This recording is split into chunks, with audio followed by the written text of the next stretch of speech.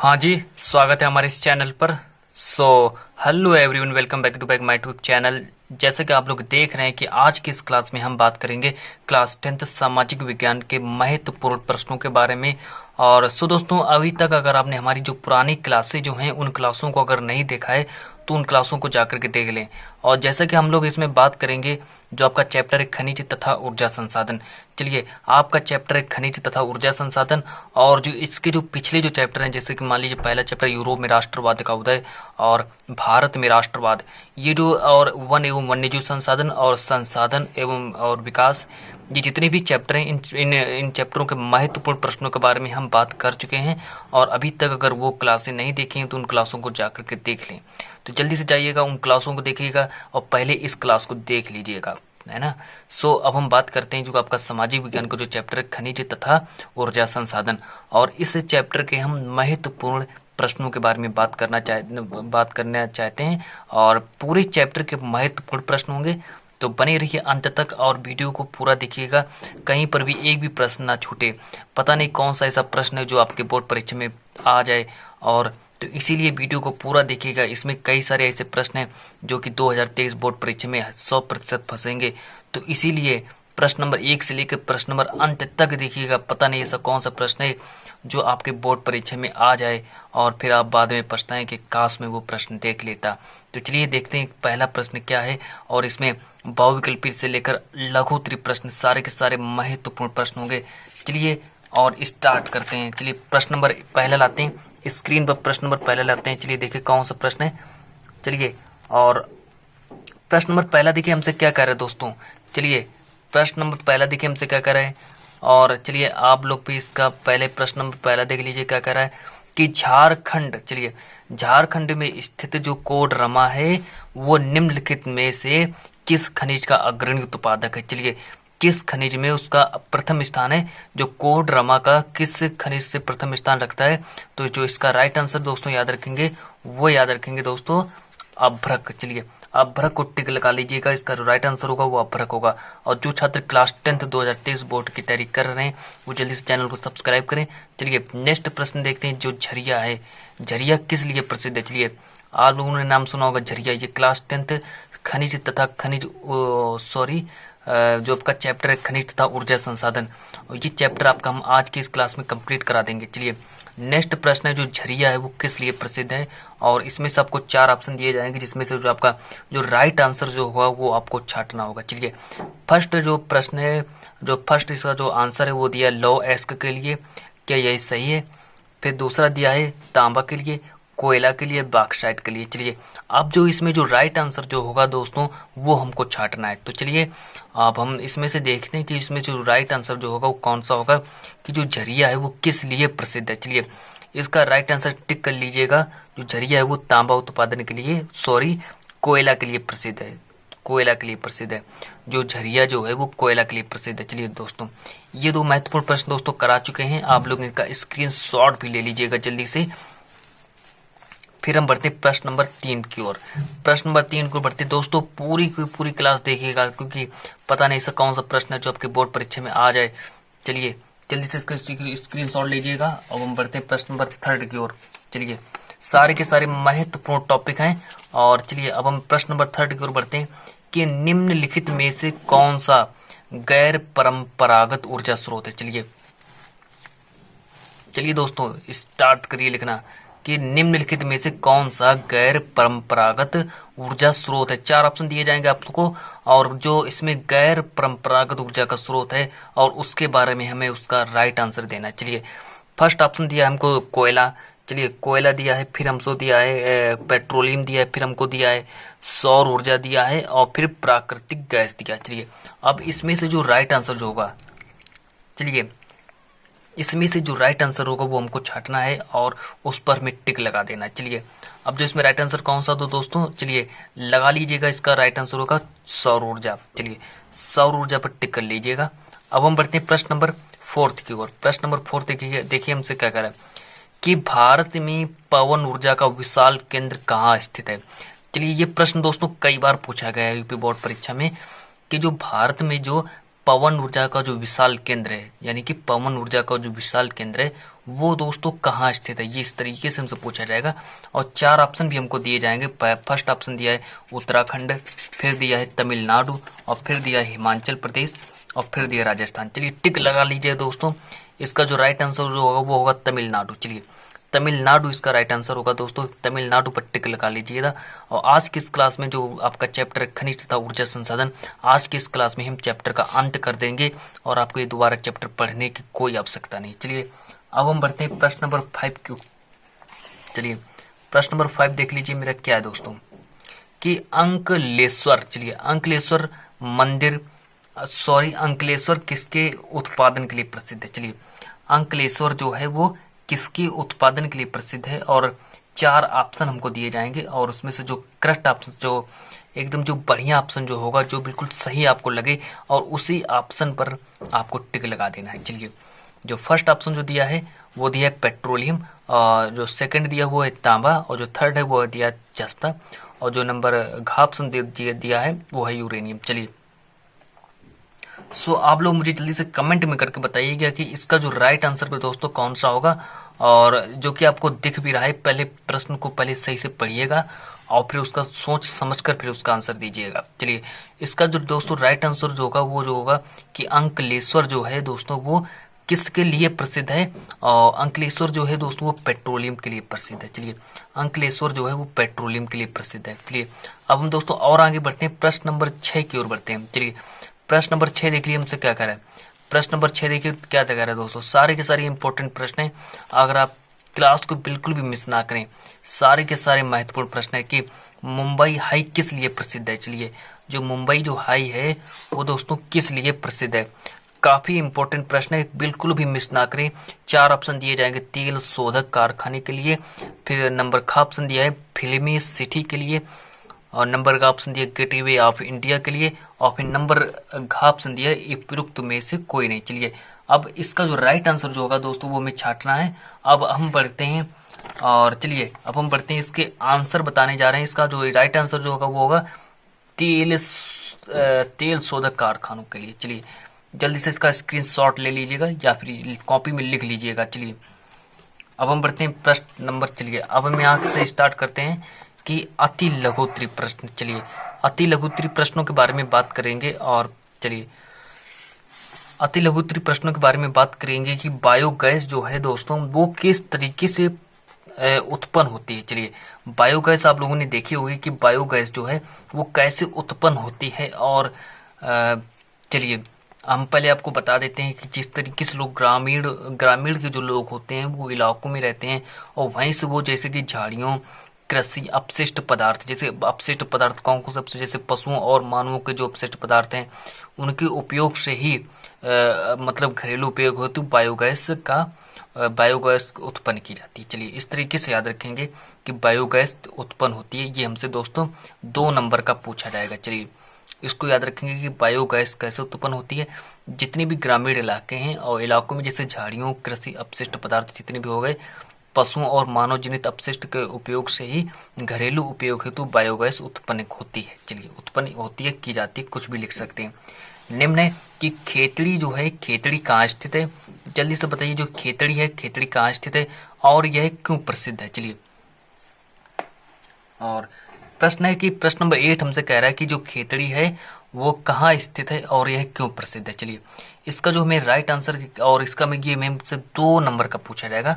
दोस्तों इसका जो राइट आंसर जो होगा वो हमें इस तरीके से लिखना है कि खेतड़ी जो है, अगर हमसे पूछा जाए खेतड़ी कहाँ स्थित है तो यहाँ लिखेंगे कि खेतड़ी राजस्थान में स्थित है। चलिए खेतड़ी राजस्थान में स्थित है। अगर हमसे पूछ दे कि जो खेतड़ी है यह क्यों प्रसिद्ध है, चलिए और ये क्यों प्रसिद्ध है खेतड़ी, जो मतलब खेतड़ी कहाँ स्थित है और यह क्यों प्रसिद्ध है। चलिए अब यही देखिए दोस्तों, यह तांबा खनन के लिए प्रसिद्ध है। चलिए यह जो है ये तांबा खनन के लिए प्रसिद्ध है, इतना याद रखेंगे। चलिए कि जो खेतड़ी कहाँ स्थित है और यह क्यों प्रसिद्ध है। चलिए यहाँ पर लिख देंगे स्टूडेंट्स की खेतड़ी राजस्थान में स्थित है और यह तांबा खनन के लिए प्रसिद्ध है। चलिए और अब हम बढ़ते हैं प्रश्न नंबर 9 की ओर की। चलिए प्रश्न नंबर 9 देखिए हमसे क्या कह रहा है कि कोडरमा। चलिए बेसिकली हमें ये जो प्रश्न है कि कोडरमा किस राज्य में स्थित है। चलिए प्रश्न नंबर 9 देखिए क्या कह रहा है कि जो कोडरमा जो है वो किस राज्य में स्थित है। सो दोस्तों ये देखिए प्रश्न, और इसका जो राइट आंसर हमको बताना है। और 2 नंबर का पूछा जाएगा कि कोडरमा है किस राज्य में स्थित है, और जब हम इसको लिख देंगे इतना, चलिए यहाँ से लेके और यहाँ तक जब हम इसको लिखेंगे स्टूडेंट्स, तब हमको 2 नंबर मिलेंगे। चलिए तब हमको 2 नंबर मिलेंगे। सारे के सारे महत्वपूर्ण प्रश्न है कि कोडरमा जो है वो झारखंड राज्य में स्थित है। इस तरीके से पहले यहाँ पर लिखेंगे कि जो कोडरमा जो है वो झारखंड राज्य में स्थित है और यह अभ्रक से संबंधित है। चलिए यह अभ्रक से संबंधित है, मतलब कि कोडरमा किस राज्य में स्थित है। कोडरमा किस राज्य में स्थित है। को जो कोडरमा जो है ये दोस्तों झारखंड राज्य में स्थित है और यह अभ्रक से संबंधित रखता है। चलिए अब हम बढ़ते हैं प्रश्न नंबर 10 की ओर कि भारत के 2 आणविक, चलिए भारत, ये आणविक लिखा है, चलिए आणविक याद रखेंगे, आणविक, भारत के 2 आणविक ऊर्जा केंद्रों के नाम लिखो। इस तरीके से हमसे पूछा जाएगा कि भारत के जो 2 आणविक ऊर्जा केंद्रों के नाम लिखना है। चलिए और चलिए हमको इसका जो राइट आंसर देना, चलिए यहाँ पे पहले लिखेंगे भारत के 2 प्रमुख परमाणु संयंत्र। चलिए परमाणु संयंत्र की अगर बात करें या फिर हमसे आणविक ऊर्जा की बात करें, मिनिमम दोनों का जो आंसर है वो एक ही रहेगा। चलिए अगर हमसे परमाणु संयंत्र की बात कर दे और यदि अगर हमसे आणविक ऊर्जा की बात कर दे तो उन दोनों का जो राइट आंसर जो होगा स्टूडेंट्स, वो हमको घबराने की बात नहीं, दोनों का आंसर जो होगा वो सेम ही होगा। चलिए क्वेश्चन भले एक बार चेंज हो गया, मतलब आणविक की जगह अगर परमाणु संयंत्र अगर कर देता है तो उसमें कोई टेंशन लेने की बात नहीं है। वहां पर आपको सिर्फ 2 ही लिखने हैं, केंद्रों के नाम लिखने हैं। तो केंद्र, पहला केंद्र है काकरापारा और दूसरा केंद्र है तारापुर। काकरापारा जो है गुजरात में है और तारापुर महाराष्ट्र में। इस तरीके से लिखना है। चलिए अब हम बढ़ते हैं। सो दोस्तों अब हम बढ़ते हैं प्रश्न नंबर 11 की ओर। चलिए प्रश्न नंबर देखिए 11 क्या है मेरा। चलिए इस बार हमसे खनिज की परिभाषा पूछी गई है कि खनिज क्या है। चलिए और इस बार से पूछा गया कि खनिज क्या है। खनिज, चलिए और आप लोगों को समझा देते हैं, बिल्कुल यहीं पर ही समझा देंगे, बिल्कुल ऐसे ही समझा देंगे। चलिए खनिज क्या है। चलिए खनिज उन प्राकृतिक साधनों को कहते हैं जो शैलों से प्राप्त होते हैं। चलिए इसका जो कितना छोटा आंसर है, जो शैलों से प्राप्त होते हैं उनको चलिए उनको खनिज कहते हैं। खनिज उन प्राकृतिक साधनों को कहते हैं जो शैलों से प्राप्त होते हैं। चलिए ये आपकी देखिए परिभाषा बन चुकी है। और अब हम बढ़ते हैं प्रश्न नंबर 12 की ओर। प्रश्न नंबर 12 देखिए हमारा क्या कह रहा है। प्रश्न नंबर 12 मतलब 12 है। चलिए प्रश्न नंबर कह रहा है कि धात्विक खनिज किसे कहते हैं। ऐसे 2 खनिजों के नाम लिखना है, मतलब कि धात्विक खनिज कैसे कहते हैं और ऐसे 2 हमें खनिजों के नाम लिखने हैं। चलिए धात्विक खनिज कैसे कहते हैं और ऐसे 2 हमें खनिजों के नाम लिखने हैं।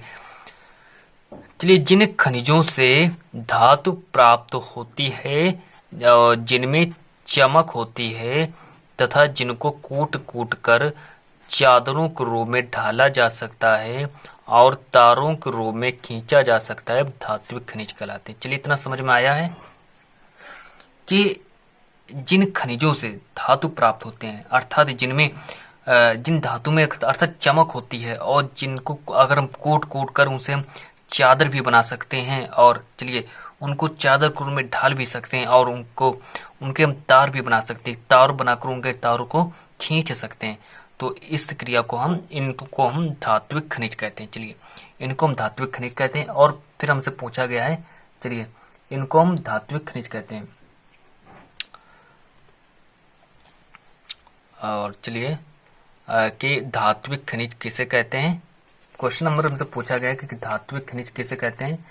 और फिर आगे देखते हैं कि ऐसे 2 खनिजों के नाम लिखो। चलिए पहले इसकी परिभाषा समझ लेते हैं और जल्दी से आप लोग इसका स्क्रीनशॉट भी ले लीजिएगा। जल्दी से स्क्रीनशॉट लीजिएगा, इतना पहले स्क्रीनशॉट ले लीजिएगा, जल्दी से लीजिएगा। और फिर हम बढ़ते हैं प्रश्न नंबर नेक्स्ट की ओर। चलिए जल्दी से स्क्रीनशॉट ले लीजिएगा, फिर हम बढ़ते हैं प्रश्न नंबर नेक्स्ट की ओर। चलिए कि देखिए कि जिन खनिजों से धातु प्राप्त होती हैं जिनमें चमक होती है तथा जिनको कूट कूट कर चादरों के रूप में ढाला जा सकता है, अर्थात जिनको कूट कूट कर चादरों में ढाला जा सकता है और तारों के रूप में उनको खींच सकते हैं, तो ऐसे खनिजों को हम धात्विक खनिज कहते हैं। चलिए अब फिर हमसे नेक्स्ट जो अब फिर इसके बाद हमसे देखिए दोस्तों पूछा गया है, क्या पूछा गया है कि ऐसे दो खनिजों के नाम भी पूछे गए और ऐसे दो खनिजों के नाम भी हमको बताने हैं। चलिए आप लोग मुझे जल्दी से कमेंट में बताएं कि दो खनिजों के नाम जल्दी से बताएं, जल्दी से कमेंट में करके बताएं, दो खनिजों के नाम जल्दी से बताएं। चलिए सो स्टूडेंट्स अब हम बढ़ते हैं नेक्स्ट प्रश्न की ओर। चलिए मेरा नेक्स्ट प्रश्न कौन सा है और जल्दी से बताएं, पहले मुझे कमेंट में बताएं।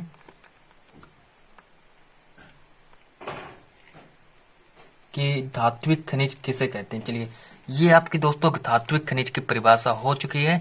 सो दोस्तों और आगे देखते हैं। और ये देखिए जो खनिज की देखिए परिभाषा क्या है कि खनिज उन प्राकृतिक साधनों को कहते हैं। चलिए खनिज उन प्राकृतिक साधनों को कहते हैं जो शैलों से प्राप्त होते हैं। चलिए जो शैलों से प्राप्त होते हैं। बिल्कुल दोस्तों बहुत ही आराम से पढ़ा रहे हैं, देखिए बिल्कुल ही जल्दीबाजी नहीं कर रहे हैं। और अब हम पहले आप लोग पहले इतना पहले आप लोगों को अगर समझ में आ गया हो तो पहले मुझे कमेंट में करके बता दें। चलिए धात्विक खनिज किसे कहते हैं, उन दो खनिजों के नाम लिखिए। चलिए सॉरी यहाँ पर दो खनिज के नाम भी पूछे गए हैं, ये बेसिकली मैंने देख नहीं पाया, दो खनिजों के नाम भी हमको लिखाने हैं भी। सॉरी मैंने सोचा कि प्रश्न आपका समझ चुका है। यहाँ पर दो खनिजों के नाम लिखे। चलिए यहाँ पर दो खनिजों के नाम भी हम लिखा देते हैं। चलिए लिख लीजिएगा, दो खनिजों के नाम भी दोस्तों लिख लीजिएगा और लोहा और सोना लिख लीजिएगा। चलिए दो खनिज लिख लीजिएगा। यहाँ पर बेसिकली मैंने इसका जो आंसर है लिखा नहीं है। दो खनिज है आपके लोहा लिख लीजिएगा और नंबर 2 लिख लीजिएगा दोस्तों सोना। चलिए नंबर 1 लिख लीजिएगा लोहा और नंबर 2 सोना लिख लीजिएगा, क्योंकि हमसे यहाँ पर पूछा भी जा चुका है कि दो खनिजों ऐसे दो खनिजों के नाम लिखिए। दो खनिजों के नाम धात्विक खनिज किसे कहते हैं और दो खनिजों के नाम पूछे गए थे हमसे। चलिए अब हम बढ़ते हैं प्रश्न नंबर 13 की ओर। चलिए प्रश्न नंबर 13 देखिए हमसे क्या कह रहा है। चलिए प्रश्न नंबर 13, चलिए प्रश्न नंबर 13 देखिए हमसे क्या कह रहा है कि ऊर्जा के परंपरागत स्रोत किसे कहते हैं। चलिए ऊर्जा के जो परंपरागत जो स्रोत हैं वो किसे कहते हैं। भारत में खनिज तेल के दो क्षेत्रों के नाम लिखो। चलिए क्षेत्रों के नाम पूछे गए और जो प्रश्न है मेरा प्रश्न इस तरीके से पूछा गया है कि ऊर्जा के परंपरागत, चलिए ऊर्जा के परंपरागत स्रोत किसे कहते हैं और भारत में खनिज तेल के दो क्षेत्रों के नाम लिखो। चलिए बेसिकली अब हम इसका आंसर लिखाने जा रहे हैं, जो कि काफी महत्वपूर्ण प्रश्न है और बोर्ड में प्रश्न जो है ये बार बार भी पूछा जाता है। चलिए और चलिए अब हम इसका आंसर भी लिखना स्टार्ट कर दें।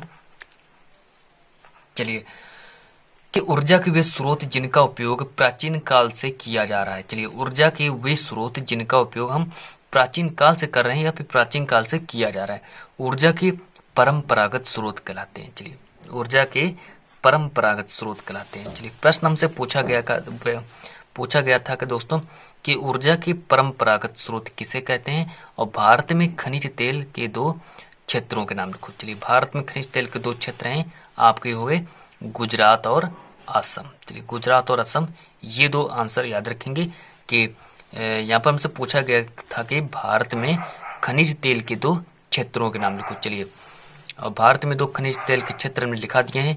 नंबर फर्स्ट है गुजरात और नंबर 2 याद रखेंगे असम को याद रखेंगे। चलिए बेसिकली अब हम बढ़ते हैं प्रश्न नंबर, चलिए अब हम बढ़ते हैं प्रश्न नंबर, चलिए 14 प्रश्न नंबर देख लीजिएगा बेसिकली कि भारत में मैंगनीज का सबसे बड़ा उत्पादक राज्य कौन सा है। चलिए भारत में दोस्तों किस तरीके से याद रखेंगे कि भारत में मैंगनीज का सबसे बड़ा उत्पादक राज्य कौन सा है। चलिए फिर देखिए आगे क्या कहा गया है कि मैंगनीज के किन्हीं 4 उपयोगों का उल्लेख करो। चलिए कि भारत में मैंगनीज का सबसे बड़ा उत्पादक राज्य, मतलब सबसे बड़ा उत्पादक राज्य भारत में मैंगनीज का सबसे बड़ा उत्पादक राज्य कौन सा है और मैंगनीज के किन्हीं 4 उपयोगों का उल्लेख करो। चलिए यहाँ पर लिख देंगे कि भारत में मैंगनीज का सबसे बड़ा उत्पादक राज्य कौन सा है दोस्तों, मध्य प्रदेश को याद रखेंगे, मध्य प्रदेश को याद रखेंगे। और फिर हम बढ़ते हैं मैंगनीज के 4 उपयोग भी हमसे पूछे गए थे, तो मैंगनीज के 4 उपयोग कौन कौन से लिखेंगे दोस्तों। इन 4 उपयोगों को भी दोस्तों प्रश्नों को लिखते भी जाइएगा कि इस्पात के निर्माण में, और जो इसका दूसरा उपयोग है ब्लीचिंग पाउडर, और तीसरा उपयोग है कीटनाशक दवाएं में, और पेंट बनाने में। चलिए इन 4 ये उपयोग हैं, और ये 4 उपयोग हैं कि मैंगनीज के किन्हीं 4 उपयोगों का उल्लेख कीजिए। चलिए ये 4 उपयोग हो चुके हैं, और बेसिकली अब हम बढ़ते हैं प्रश्न नंबर 15 की ओर। प्रश्न नंबर 14 हो गए हैं, अब हम बढ़ते हैं प्रश्न नंबर 15 की ओर। चलिए प्रश्न नंबर 15 देखिए हमसे क्या कह रहा है, और कि आधात्विक खनिज। चलिए आधात्विक खनिज किसे कहते हैं? ऐसे 2 खनिजों के नाम लिखो। चलिए आधात्विक खनिज किसे कहते हैं, और ऐसे 2 खनिजों के नाम पूछे जाएंगे हमसे। चलिए सो एवरीवन, आपको यहाँ पर याद रखना है कि वे खनिज जिनसे धातु प्राप्त नहीं होती है आधात्विक खनिज कहलाते हैं। चलिए इस तरीके से याद रखेंगे कि वे खनिज जिनसे धातु प्राप्त नहीं होती है आधात्विक खनिज कहलाते हैं। जैसे कि फर्स्ट उदाहरण याद रखेंगे कोयला, फिर याद रखेंगे संगमरमर। कोयला और संगमरमर ये आधात्विक खनिज के 2 एग्जाम्पल हैं, और यानी कि कह रहा है कि ऐसे 2 खनिजों के नाम लिखो। तो 2 खनिजों के नाम लिख देने, कोयला और संगमरमर। चलिए सो एवरीवन, अब हम बढ़ते हैं प्रश्न नंबर 16 की ओर। चलिए प्रश्न नंबर 16 देख लेते हैं क्या है। चलिए प्रश्न नंबर 16 देख लीजिए क्या है कि भारत में, चलिए उम्मीद है कि आप लोगों ने वो प्रश्न लिख लिया होगा, और कमेंट में बता भी दिया करो कि मैंने प्रश्न लिख लिया है, इसीलिए हम और थोड़ा जो मेरी पढ़ाने की जो स्पीड है वो मैं स्लो कर दिया करूंगा। चलिए कि भारत में पाए जाने वाले लौह अयस्क पर संक्षिप्त टिप्पणी लिखो। चलिए देखिए भारत में जो पाए जाने वाले कितने प्रकार के लौह अयस्क पाए जाते हैं और कितने भाग में फिर बांटा गया है, और उन पर हमें संक्षिप्त टिप्पणी लिखनी है। चलिए यहाँ पर लिखेंगे कि इसे 3 भागों में बांटा जाता है। चलिए तो फर्स्ट भाग है इसका, देखिए याद रखेंगे मैग्नेटाइट। चलिए पहले हम पढ़ेंगे मैग्नेटाइट के बारे में, और चलिए पहले हम मैग्नेटाइट के बारे में पढ़ेंगे। यह सर्वोत्तम प्रकार का लौह अयस्क है, इसमें 70% लोहा पाया जाता है। चलिए मतलब कि सर्वोत्तम प्रकार का कौन सा लोहा है, तो आपको याद रखना है मैग्नेटाइट सर्वोत्तम प्रकार का लोहा है, और इसमें जो लोहा कितने प्रतिशत पाया जाता है, 70% तक इसमें दोस्तों लोहा पाया जाता है। चलिए इसमें दोस्तों 70% तक लोहा पाया जाता है। और अब हम बढ़ते हैं प्रश्न नंबर जो इसका दूसरा टाइप देख लीजिए, इसका दूसरा टाइप भी देख लीजिए दोस्तों कि हेमेटाइट के बारे में पढ़ लेते हैं कि यह सर्वाधिक महत्वपूर्ण औद्योगिक है। चलिए औद्योगिक लौह अयस्क। चलिए पूछा जाएगा कि औद्योगिक लौह अयस्क कौन सा है, तो आपको आंसर में लगा देना है हेमेटाइट औद्योगिक लौह अयस्क है। चलिए अब हम बढ़ते हैं दोस्तों, इसमें लोहा कितना होता है? हेमेटाइट में दोस्तों 50 से 60% तक लोहा होता है। अब हम बढ़ते हैं, अब देखिए तीसरा नंबर देखिए क्या है, थर्ड नंबर की बात करते हैं लिग्नेटाइट। लिग्नेटाइट में कितने प्रतिशत लोहा होता है दोस्तों? तो लिग्नेटाइट में 30 से 40% तक लोहा होता है। सो एवरीवन, आपका जो ये प्रश्न कौन सा था, पहले हम प्रश्न के बारे में देख लेते हैं कि भारत में पाए जाने वाले लौह अयस्क पर संक्षिप्त टिप्पणी लिखो। तो दोस्तों भारत में सिर्फ ये 3 भागों में बांटा गया है, जैसे कि हेमेटाइट, मैग्नेटाइट और लिग्नेटाइट। चलिए इनके बारे में हम डिस्कस कर चुके हैं। सो दोस्तों आप लोगों को ये क्लास आज की कैसी लगी, आप लोग मुझे जल्दी से कमेंट में करके बताएं। सो दोस्तों आज की इस क्लास को इतना ही रखते हैं और मिलते हैं नेक्स्ट वीडियो में। सो दोस्तों आज के लिए इतना ही।